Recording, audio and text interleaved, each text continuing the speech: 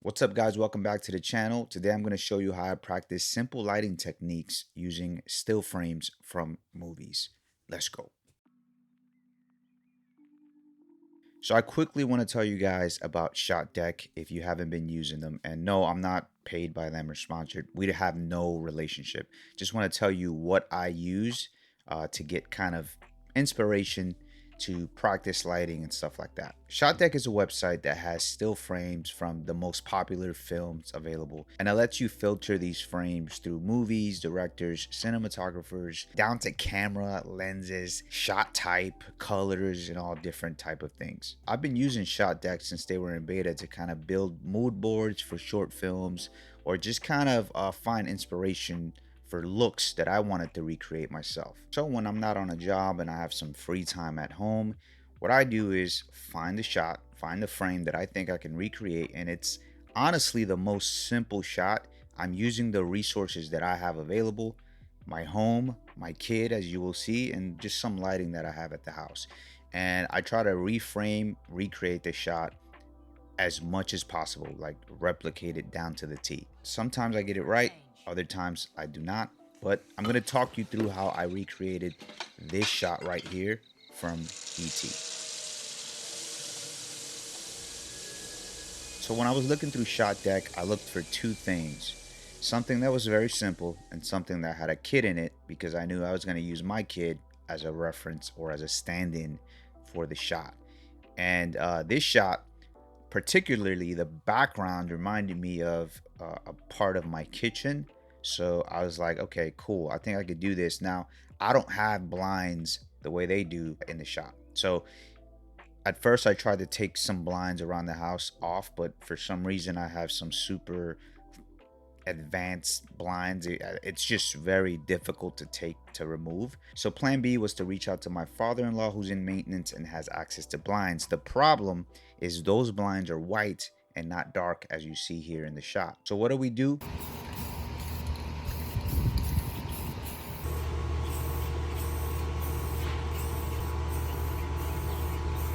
Again, my father-in-law, shout out to him, very crafty guy, unlike me, built this wooden structured thing to hang the blinds on and spray paint them. Now, just side note, if you're gonna do something like that, don't be like me, wear your mask. This thing gave me a headache for 3 days straight. Wear a mask if you're using like any type of spray paint to do anything. You don't need to look at behind the scenes footage to tell that this is a very simple shot, and you can kind of guess how they did it. There's a key light on the left side. You have a shadow on the right. Maybe they had a flag there, or they were flagging that. And then there's a hair light on top that you see, and there's slight reflection on the back. So that's what I was attempting to recreate. Again, guys, very simple stuff, just kind of looking at a frame and guessing. But that's the fun part, because I don't always get it right. I've done this before, I just haven't made a video about it, but I don't always get it right, and it's kind of makes me think about what I'm doing as far as lighting. And if I could give advice to anyone who's starting out in this field, is to forget about the cameras and all that stuff. If you have a camera, cool. What you should focus on is lighting, which I admit I really didn't do back when I started. I was more concerned with like the camera and did it shoot 4K and all that stuff that really doesn't matter. I think the foundation to becoming a great cinematographer is lighting, and that's period. Like, I think anyone would agree with me with that. So even though these techniques are super simple and can be done by anyone, that's the point, is to kind of just spar with this stuff and practice. And I think that as time goes on, I will pick more complex shots, but we're going to keep it simple for now. So I use my handy dandy Aperture 120D, which usually I have the aperture dome on, but I'm having some issues with that at the moment. So I had to use a really big softbox. The softbox is the Lux Bank large octagonal softbox that's 84 inches, and I also had the grid on it.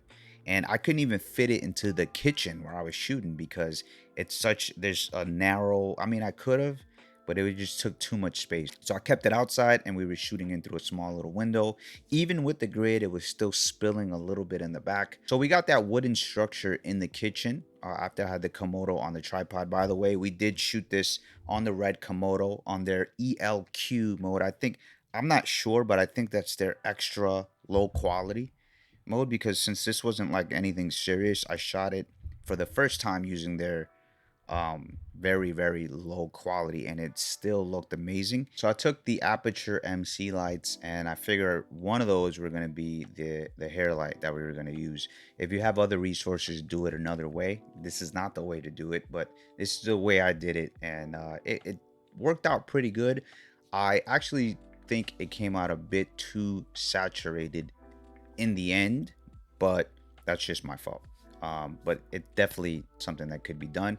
I took the Aperture MC and I put gaff tape around the corners to kind of block the spillage from being so much. And I actually got that from Lewis Potts, who actually, I think he used the same light to flag it off from reflecting from a wall in one of his videos. Again, go check him out. Big inspiration for me right now. Another aperture that was out of frame was kind of shooting the back and reflecting from some of the appliances, and I had to adjust that a little bit because it was doing it a bit too much. So we kind of pulled back, and it's still there. If you can notice it, it's in the background. Once I saw the frame on the monitor, I knew that this is probably going to work out. We had to adjust kind of the position that my son was standing in. Once we got it correct, I think it looked pretty good. After we were done with the shot, I had to bring it into Davinci and mess with the color a bit to get it to match as much as possible to the reference shot with Henry Thomas looking out of the window. Now, in their shot, their key light was a little bit more of a blue hue than mine, so that's something I had to adjust for, where mine was a little bit, it was just frosted out in white, so we had to adjust for that.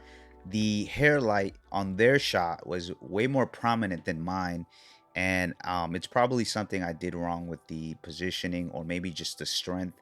It could have been a number of things. Mine was also a bit more saturated, which I tried to change in DaVinci as well as much as I could, but I'm going to show you guys what the final shot came out to. Here it is.